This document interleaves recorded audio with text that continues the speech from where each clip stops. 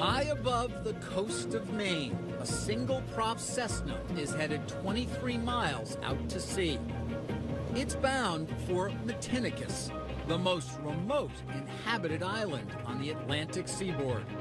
Amazon has extended its reach so completely into the fabric of American life, it's even made it here. Beyond that island, the nearest land is Portugal. Yes, it is remote. That's why we like it. George and Robin Tarkelson are among the 20 or so hardy souls who call this frigid rock home. Matinicus is a throwback to the American frontier, minus the general store. So to keep them connected to civilization, the Tarkelsons get as many as 3 Amazon deliveries a week. The printer came from Amazon, computer speakers here and here, yoga mat, this Kindle, the radio, a lot of the CDs, TV came from Amazon, the backrest came from Amazon. Amazon is everywhere, even in the middle of nowhere. Well, we're completely off the grid. We don't have any lines coming down to our house. We generate all our own power. It's roughing it, except for this cable snaking into the woods, their lifeline to Amazon. There's almost nothing the Tarkelsons need that Amazon can't send them. You know, there's got to be a catch. There's no way that a washing machine is going to make it out here. And he ordered it, and he said, no, it's going to be coming. It came 2 days later. They may be off the grid, but the Tarkelsons are right in step with the rest of us. Amazon has more than 240 million customers. Here in the U.S., that's 6 of every 10 adults who use the internet. Today, the Amazon empire is at the very heart of the economy. A retail megastore, bookseller, entertainment studio, music service, and grocery store on track to bring in $90 billion a year in revenue. And it's all the creation of this man, Jeff Bezos, a driven, hyper-rational entrepreneur who has staked a claim on almost everything we buy. His most recent venture? I can't wait for you to get your own hands on it and look at it. An Amazon smartphone. Just the latest gambit from someone who has defied expectations from the very beginning. It was 1994. No broadband. No Wi-Fi, just a new thing called the internet. I found this fact on a website that the web was growing at 2,300% a year. At 30, Bezos was working for a New York hedge fund that was looking for commercial opportunities. The idea that sort of entranced me was this idea of building a bookstore online. Americans were spending $19 billion a year on books. His store would not be limited by shelf space. It was very clear to me when I thought about it that way, that starting this company to sell books on the web, if I didn't try it, I knew I would always regret that. He was very explicit from the beginning that he thought there was an e-commerce gold rush going on. Bezos hired James Marcus to write book reviews in 1996. He constantly would say that brands are like quick-drying cement and that Amazon could not be permanently identified as a bookstore only. So that just led to this kind of frantic rush into every conceivable area of e-commerce. Amazon went public in 1997. By 2001, the dot-com bust had claimed its victims. Bezos emerged a survivor thanks to layoffs, cost-cutting, and a single mantra he's repeated for years. I believe that if you can focus obsessively enough on customer experience, focused on the customer experience, making sure we do a great job for customers. We try to make the best service we can, something that we hope customers will love, and then customers choose. Today, Amazon sales are well below Walmart's, but it sells more stuff online than its 12 closest competitors combined, including some items brick-and-mortar stores would never sell. From sex toys to swastikas, all found in those miles of shelves alongside TVs and tires. For photographer Seth Heinrichs, it's perfect. He pays $99 a year for a program called Prime. 2-day shipping, and a basket of perks. There have been moments where the Prime shipping has really saved my rear end because I have a shoot coming up and I need this piece or, whatever. Besides earning the company $2.5 billion a year in fees, Prime has gathered more than 25 million members. On average, after they join, those Amazon addicts double their spending on the site. It almost is a stream of consciousness. As I'm thinking about something that I know I need or that I know I want, it's something that I'll either quick do a price check on my phone or make sure that it's available through Amazon. That convenience is not just by design, but a cunning strategy. What's your sense of Prime as a tool and what it's meant to Amazon? You're charging consumers to participate in your loyalty program so you can sell more to them? That is amazing. David Selinger is a former Amazon manager who was hired to maximize profits by dissecting customer behavior. He explained to us that nothing on the Amazon website is left to chance. And every single thing that happens here is a result of data. Absolutely. Maximizing the profit for every single pixel on the Amazon website. Does Amazon measure how long I'm on a site, whether I click off, and whether it matters in terms of how quickly a page comes up? Absolutely. So when I was at Amazon, we looked at millions of different sessions, millions and millions of different consumers. And when they were shopping, if the website was 1/10 of a second slower, we lost 1% of the revenue. 1% of the revenue. Even taking 1/10 of a second longer to render the page could cost Amazon as much as 1% of their total sales. And so we analyzed that very, very deeply. If you have to click multiple buttons, if you have to wait for too long, if you have to enter a lot of information, all of those things create friction. And friction exponentially kills the joy of shopping. Nadia Shorobora was a member of Jeff Bezos' S-Team, the inner circle of executives who run the company. A Russian-born mathematician, Shorobora is the mastermind behind Amazon's computer brain. It's about customer convenience, and convenience comes from selection. And if we guarantee a selection, we simply guarantee that customers will not search for items anywhere else. Trigger fingers like Heinrich's now shop at the speed of thought. He uses one click, the ability to bypass the shopping cart and buy in an instant. Another Bezos masterstroke. You gotta be careful with one click. One click can get you into a lot of trouble. If you're not doing the math in your head, it's just too easy to be impulsive with my purchases. It's instant gratification, even miles from anywhere. The one-click shopping, that's dangerous. I have to always take my hands away and say, okay, think about it for 10 seconds. Don't hit the button, just think about it. Is it a want or a need? Pasta, comfort food, and Cheerios. Coming up, face-to-face with the smartest guy in the room. So Jeff's initial wording, I believe if I remember correctly, was that it was one of the stupidest ideas he'd ever heard. Leading by confrontation when we return.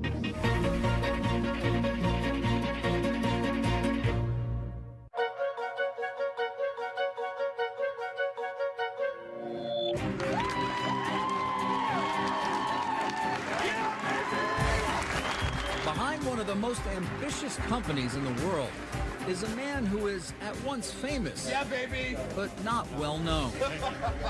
Amazon founder Jeff Bezos can seem more like the guy next door than one of the wealthiest men in the world. There's the casual demeanor, the goofy personality, and that laugh that even he admits is unmistakable. I can't help but laugh. There was a time when my brother and sister would not go see a movie with me. It was too embarrassing. So I'm long used to this kind of abuse. Hey, Carl. Good. How's it going? But don't be fooled. Beneath the disarming exterior is one of the most cerebral, determined, and calculating business leaders ever. Bezos is a uniquely driven individual who's changed the world, and we need to know where he came from and what makes him tick. Author Brad Stone spent years studying Bezos for his book, The Everything Store. What's he like in the workplace?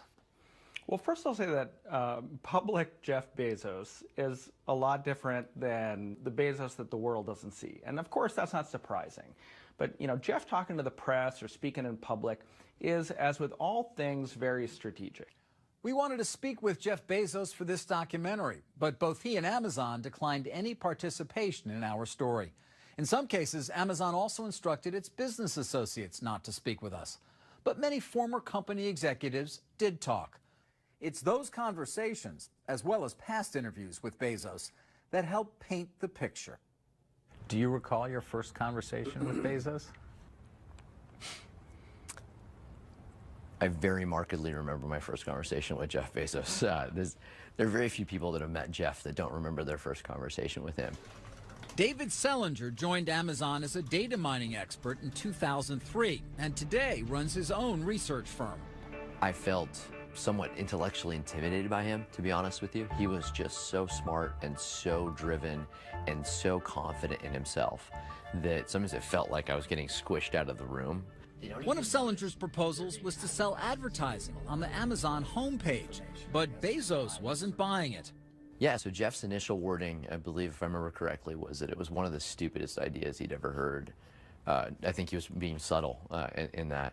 And so my team actually built a model that was able to predict how much profit we would generate from it and whether it would affect consumers negatively. So he takes a look at it, and then he's perhaps more of a believer, or at least willing to take a shot. What I really respect about Jeff in that moment, this is probably the seminal moment in my career, to be totally frank with you. The seminal moment in your career? Absolutely. Why? Because you're sitting across from a billionaire, and the billionaire tells you that he thinks your idea is stupid, but he's still willing to do it. How often have we had a chance to do that any time in our lives? To turn and sway the tide of somebody smarter, more experienced, and certainly more powerful than we are. On an overcast Seattle afternoon, we spoke with two former Amazon executives. So this was about 2000 is when we actually moved into this building. Okay. John Rossman and Randy Miller. Jeff Bezos a tough guy to work for? He has a low tolerance for thinking small, acting small, or not being extremely sharp. Or rationalizing. If you start giving rationalizations and excuses, or pointing the other direction, he'll slice you to shreds. He's got a very effective, sarcastic bent to him. Both Rossman and Miller say Bezos not only invited confrontation, he demanded it. And woe to anyone who didn't measure up. Yeah, I've seen people sitting there. I remember one person said to me, "Oh my God, I was just praying that I was going to have a heart attack, so this would stop." It's that bad. That bad. I mean, it was just one of those meetings where they had not been prepared. And I can remember at one point he said, "I don't know if this is sheer stupidity or gross incompetence," and you know, kind of one of those. Or both, right? Or both, right. Yeah. If your math doesn't add up, if your logic isn't right, if you haven't thought it quite through, if he thinks of questions that you haven't considered, then he could be tough. In his book, Brad Stone describes a gifted student who grew up in Texas and Florida, raised by his mother and adoptive father. Stone also made an extraordinary discovery, locating someone Bezos hadn't seen in 45 years. His biological father, a man named Ted Jorgensen.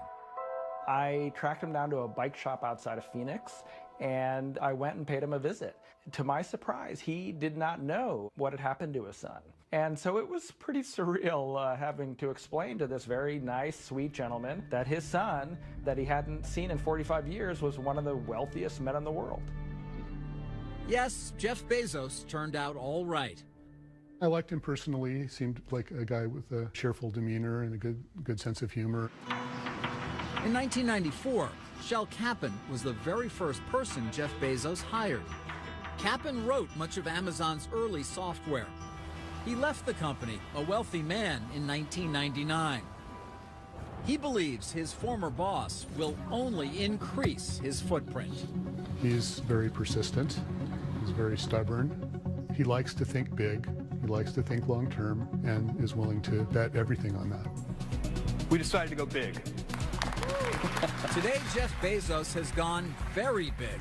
He's worth some $30 billion, money he's used to fund a broad, even eccentric array of interests, from his own space exploration company to buying the Washington Post. And at age 50, the married father of 4 shows no signs of slowing down. You started this company with Jeff Bezos almost 20 years ago. Mm-hmm. When you think about its future, what do you think Amazon does from here? They're not going to stop until and unless some other force in the universe stops them. Global domination? Pretty much. Coming up, millions of packages, thousands of workers. Would you walk 15 miles a day in their shoes? It's really hard work, and people don't really understand how hard it is on you. The pickers, the packers, and the protests. Next.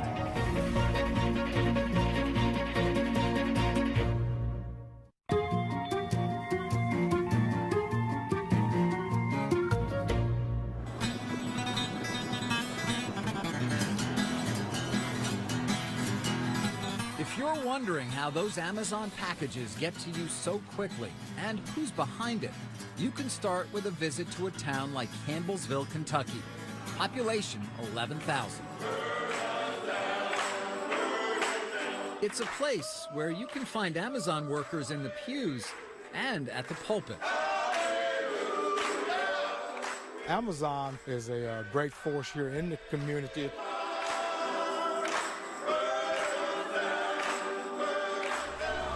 In an area desperate for good jobs, Pam Wethington's family is just one of many who have turned to Amazon.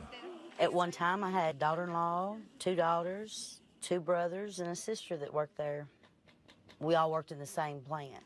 You want a hamburger? Like many in the post-recession economy, Dana Wethington says $12.50 an hour is a godsend. When I first started working at Amazon, I had a 6-month-old, I guess. It gave me insurance for him, put food on the table for him. Amazon is a good job. And it's a job performed so seamlessly, customers give it little thought. But each time someone clicks to buy, a powerful apparatus is set in motion. Amazon's fulfillment center looks chaotic and it looks random, but it's actually highly orchestrated. Author and journalist Brad Stone has covered Amazon for 15 years. The conductor of the symphony is software in the cloud that's basically optimized the whole system to be as productive as possible. Across a space as vast as 20 football fields, workers manage the widest variety of inventory on the planet and move tens of millions of products at lightning speed. There is a promise of speed, which is completely sacred. Nadia Shorabora is one of the architects of Amazon's fulfillment system, a monument to efficiency, which at its peak handles 426 orders a second. When you receive an email message from Amazon saying that the item is on the way and you will get it tomorrow, that promise has to be met at any cost. Virtually every decision, down to which size box to use, is determined by sophisticated algorithms. Every associate move, every move of every item, every box flowing, every tote arriving, all of it is run and coordinated by one computer brain, which runs that fulfillment center. But for all its cutting-edge technology, Amazon fulfillment still falls on the backs of tens of thousands of workers performing manual labor. Dozens of former workers we spoke to describe an unforgiving pace and say too often speed and productivity mattered more than their well-being. I saw people last anywhere from a few days to maybe a month. Pickers like Stephen Abadili walk 15 miles or more each day to retrieve as many as 200 items an hour. A handheld device dictates every move and counts down tasks to the second. It would say I need to be in aisle 54, get this item, and then suddenly you're going to aisle 72 and you have 10 seconds. Abadili struggled to keep up and, like many, was eventually let go. I would get out of work, get home, and sit on the couch, and my body would just quit on me right then. You're a guy in your early 20s. Yeah. And you're still wiped out. I was dead at the end of the day. The job also took its toll on Kay Johnson, a top performer who often packed more than 1,800 items a day. She left the company after 7 years and won a workers' compensation claim against it. My knees, my back, my hands, they're never going to be the same anymore. All because of Amazon, you know.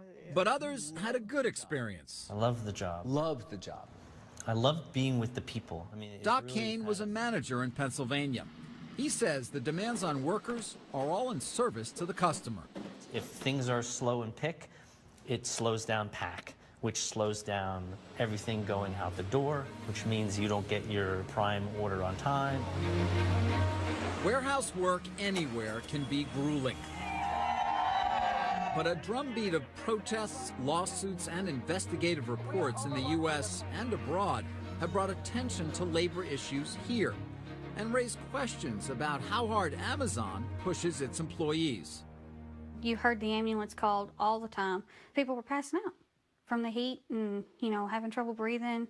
Dana Wethington and other former employees describe a corporate taskmaster that demanded workers meet strict productivity goals no matter what. They want you to make 100% regardless. And with the heat, it's so much harder to make it. It's excruciating at times. In Kentucky and Pennsylvania, workers collapsed from heat exhaustion. After those incidents came to light, Amazon took steps to assure its fulfillment centers have air conditioning. But we also heard claims from workers of mandatory overtime, breaks that were hardly breaks, and an obsessive scrutiny of every move. I feel like Amazon was a prison. Andrea Burris has worked other factory jobs. She says Amazon was different. You had a set time you could go to the bathroom. If you wasn't out of the bathroom within that time period, then they were looking for you.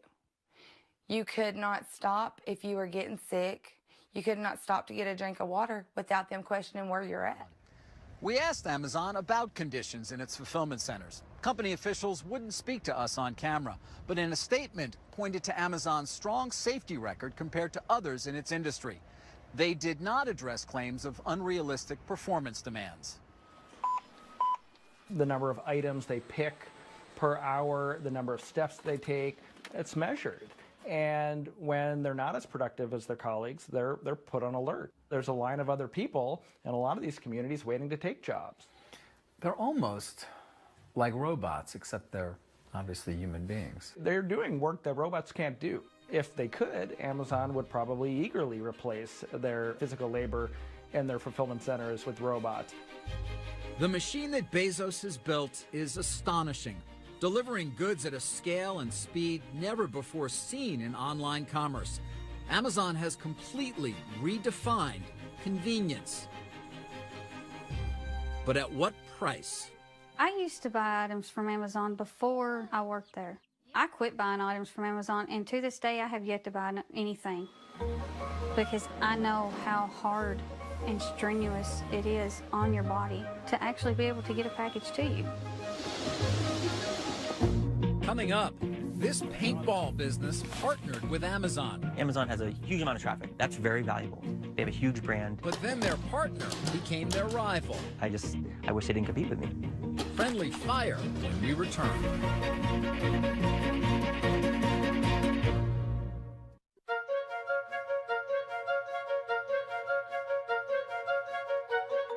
There you go, guys. Grab goggles, gentlemen, guns, air. Have fun. In paintball, you've got to stay on your toes and know your allies from your adversaries. You blue or purple? Stephen Herbert says it's the same doing business with Amazon. In terms of Amazon, do you sell to Amazon? He and his father, Steve, run 2 stores in New England called X-Fire Paintball. Let me grab this one out of your hand. They've been in business for 15 years, but lately they've gotten a lot busier, thanks to Amazon. Amazon offers an awful lot. They offer a great marketplace. Their name is well known, so they have a lot of advantages for us. In 2012, they started selling their products on the site, right alongside Amazon's own inventory, reaching an audience beyond their wildest dreams. If the 2 stores represented 100% of your sales 18 months ago, before you started on Amazon, where is it now? We've got to be quadruple that. So your sales have gone up enormously. Oh, yeah. But also that sounds like good news, but the Herberts aren't celebrating. That's because once they started selling on Amazon, they noticed a disturbing pattern. We might put out 100 products. Let's say 50 of them do well. Amazon sees that because they have access to our sales, and they will buy that product directly from the manufacturer and sell that, taking us out of the picture. The Herberts say Amazon was doing something a business partner shouldn't, poaching their sales. Some products are winners, some products are losers. Amazon watches and they see the sales data and they pick the winners. And then they go to my suppliers and try to buy it from the suppliers directly. So as soon as they say, I want that product, I lose all my sales and I'm stuck with this inventory that I can't sell. That sounds like a reason not to do business with Amazon. It certainly gives us second thought. Today, more than 2 million independent sellers do business on Amazon, accounting for as much as 40% of everything Amazon sells. It's that network that helps make such a huge selection possible. In exchange, Amazon charges sellers a fee, commonly 15% off the top. For an additional amount, Amazon will even store their goods and handle the shipping. Author Brad Stone says many sellers find it all irresistible. You get access to a fire hose of customers, 200 million plus customers with credit cards stored who are ready to buy. It is a deal with the devil in some ways, isn't it? Well, I think you probably get more benefit selling on Amazon than you would doing a deal with the devil.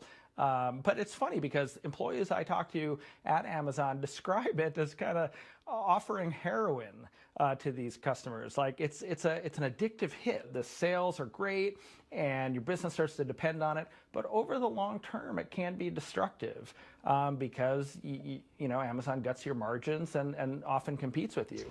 In a statement, Amazon told us its own retail business does not have direct access to the data from other merchants selling on its site. But it says it will seek out its own supply of a product and sell it directly if there is customer demand.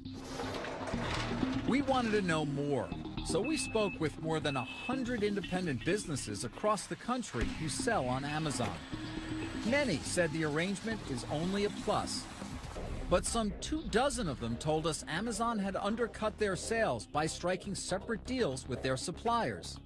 Former Amazon executives John Rossman and Randy Miller are familiar with claims like that. From a startup, is it going to make it? Rossman, who left in 2005, was one of the chief designers of Amazon's third-party business. We've talked to a number of the merchants who sell on Amazon, and in particular, they share the same sentiment, which is, I have a best-selling product, and suddenly I find, not long after that, Amazon has sourced the manufacturer and is selling against me. Right. And they don't understand why Amazon's doing that. Yeah, I mean, that is the playbook. What do you mean when you say the playbook? I think the playbook of how to enter a business, learn the business, figure out where there's value and opportunity in the business, and then as they learn what works and what doesn't work, they start picking off the best part of those businesses. The rule of the playbook is either you're getting it or I'm getting it, and we would prefer to get it. Were they one of your biggest customers? Oh, absolutely, yes. Amazon was one of your biggest customers. Top 5 customer, absolutely, yes. Renee Arnold knows all about the hazards of doing business with Amazon, not as a third-party seller, but as a supplier. And it's better to have a sharp knife than a dull knife. Arnold is the North American CEO of Wusthof Trident, a German manufacturer of premium kitchen knives. Chefs worldwide love Wustof's fine cutlery. In 2002, Wusthof decided to sell inventory to Amazon just as it would to any retailer. It's amazing. They were really just buying, and we were shipping. I mean, that's all you want. They pay their bills on time, of course, have no problems with them. They were ordering, we were selling. Arnold says the problem came when Amazon started selling Wustof's knives below its minimum advertised price, a base level Wusthof sets to avoid cheapening the brand. Amazon was riding on our brand name and taking business away from our existing distribution. So in order to protect our general distribution, we decided to pull out of Amazon. You will not go back to Amazon. You're done. Done with Amazon, yes. What's the price point on it? Wusthof may be done, but scores of other suppliers and more than 2 million merchants swear by Amazon when they're not swearing at it. Amazon has a huge amount of traffic. That's very valuable. They have a huge brand. They're a reliable brand. I don't mean to diminish that. Like I said before, I wish they didn't compete with me. I don't understand why their 15% isn't enough to be enough for them. Some of those third-party merchants say, they're taking 15%. It's a great business for them. Why are they competing with me when they could just be doing that at no cost? I mean, because they can. Because that's their nature. That's their nature, right. Coming up, this battle is one for the books. Do you worry at all about retribution from Amazon for speaking out against them? Sure. Yeah, I do. The plot thickens when we return.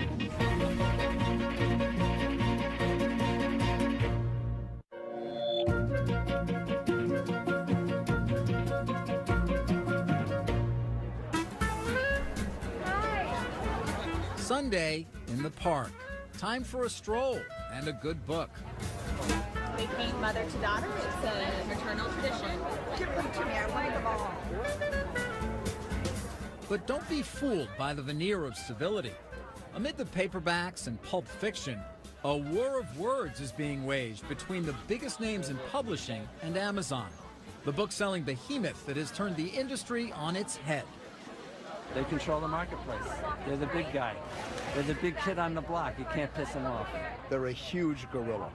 For publishers Dennis Johnson and David Gadeen, book fairs like this one are a battleground. We have people who come here with their cell phones and they'll scan the barcode of the book and they'll compare the price I'm charging to what they could get it for at Amazon, and they'll walk away. Amazon accounts for a third of both Gadeen and Johnson's sales. When you get together with other publishers, do you guys talk a lot about dealing with Amazon? Is that a subject? We do.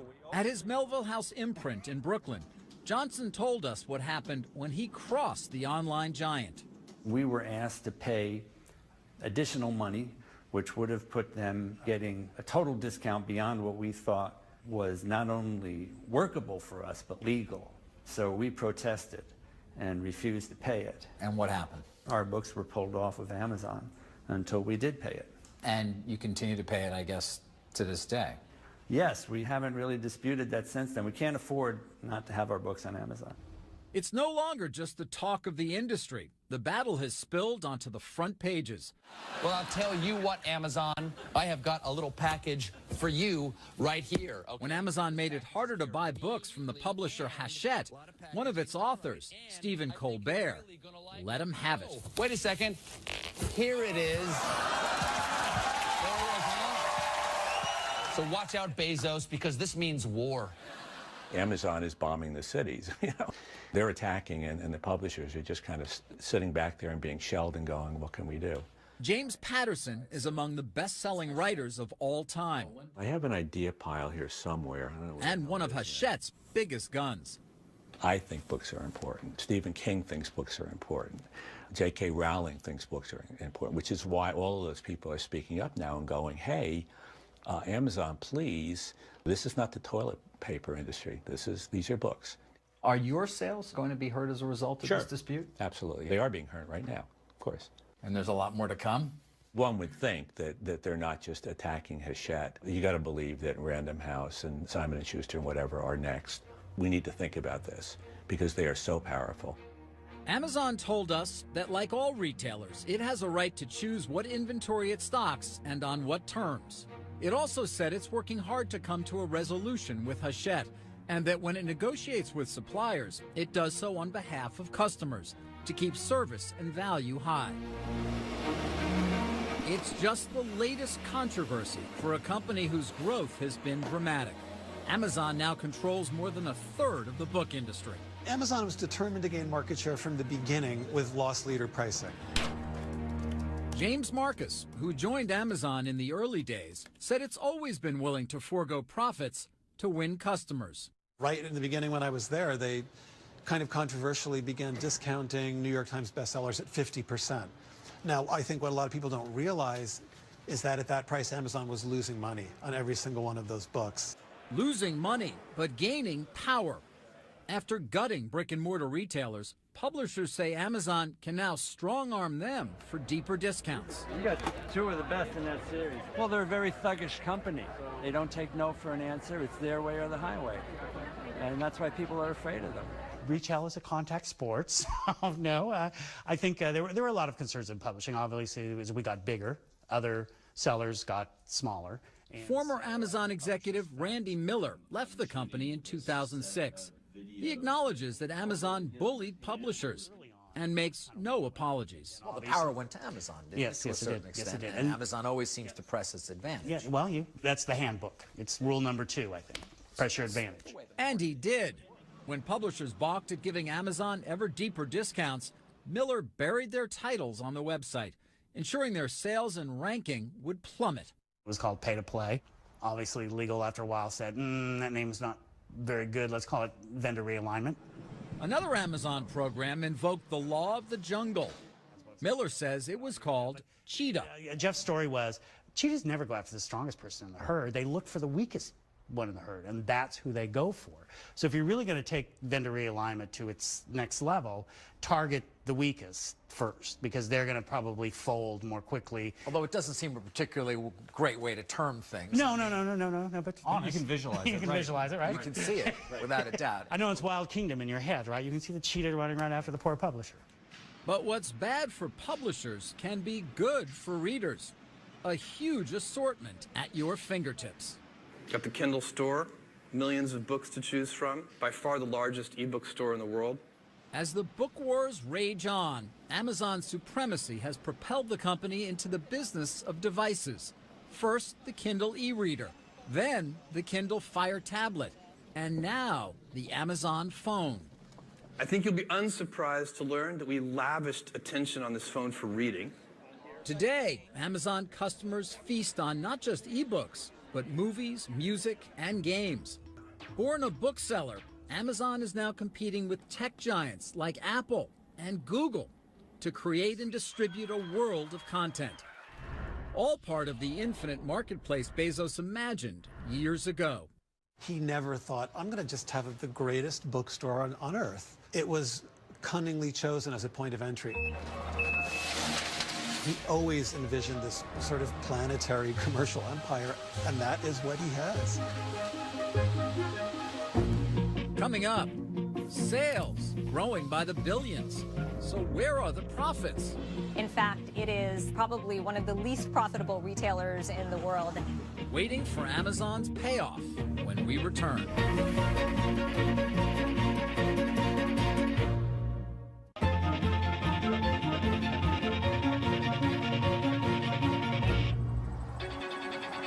If you want a window into Jeff Bezos' outsized ambitions, just follow the small yellow box. When Amazon revealed the idea of delivery by drones, it was widely considered a PR stunt. But it was also something more. A spectacular reminder that Bezos is always looking towards the future. Whether Amazon continues to soar or not may depend less on unmanned aircraft than unmet expectations. Over 2 decades, despite hundreds of billions in sales, the company has barely turned a profit. They are the teacher's pet of Wall Street. They get a free pass that nobody else gets. Sucharita Mulpolru is an analyst with Forrester Research and an Amazon skeptic. How much money are they really losing to win and to beat retail competitors like Walmart and Target? So how much money are they losing to win? It is my estimate that for all of the retail products that they ship from their distribution centers, it probably costs them $5 or $6 billion more to deliver that product to shoppers than what they bring in revenue. And that, Mulpolru says, can only be sustained if Amazon shareholders remain patient, happy to wait for the fountain of profits they believe will one day pour forth. I think that Wall Street loves the unknown because the unknown provides hope. And where there is hope, there is a case to be made that the answer is a really, really big payoff at the end of the rainbow. Many founders ask for that kind of faith from investors, but few actually get it. Jeff Bezos, once again, has proved to be different. You have to have a long-term orientation. You have to be willing to think long-term. The stakes are enormous, both for Amazon and its customers. The stock is up 15,000% since the company went public, but its profits are not. If that starts to worry investors, Bezos may feel pressure to boost the bottom line by raising prices. And as he said for years, that could spell trouble. Are our customers loyal to us? Absolutely, right up until the second that somebody else offers them a better service. And I really believe that. I think our customers will behave that way. And so there is no rest for the weary. Bezos has an army of believers. Bill Miller is a renowned investor whose funds profited from big and early bets on Amazon. The market is clearly rewarding Amazon's operating strategy, and I believe it's rationally rewarding it, and I think that's what the skeptics are missing, that there's a good fundamental reason for it. So as long as people keep looking at Amazon by looking at earnings, they're going to get it wrong. The undisputed king of online shopping has made its vast enterprise look easy. Amazon now offers same-day delivery in several major cities. Think that's fast? Nadia Shorabura says, just wait. I think the true vision is 1 hour. 1 hour? 1 hour. That's not possible. We are going what are you going to do? Drop it from a chute somewhere? I mean, we're going to have the same interview and the same conversation in 5 years, and we're going to see what happens. Whether that happens by drone or some other mind-boggling means, the point is clear. Bezos refuses to think small. You need to be able to invent. That means you need time, because invention implies trial and error, it implies failure, it implies experiments. Firefly recognizes 100 million different items. Amazon's new phone is further proof that Bezos is unafraid to challenge anyone. After upending publishing and retail, Amazon has begun its assault on the $600 billion supermarket industry. Its most promising venture may be Amazon Web Services, a cloud computing platform used by huge customers, from Netflix to the CIA. We have a culture here which is about pioneering, about inventing new things. We like to focus on the customer. We wake up in the morning in the shower thinking, how are we going to get customers to say, wow? Now, I happen to believe that this is a great business strategy. Amazon is looking to the future with plans for a massive new headquarters in Seattle. Its billionaire founder seems as voracious as ever, disrupting industries, antagonizing the status quo, selling everything to everyone, while his company, admired and feared, extends its reach by the day. I'm David Faber.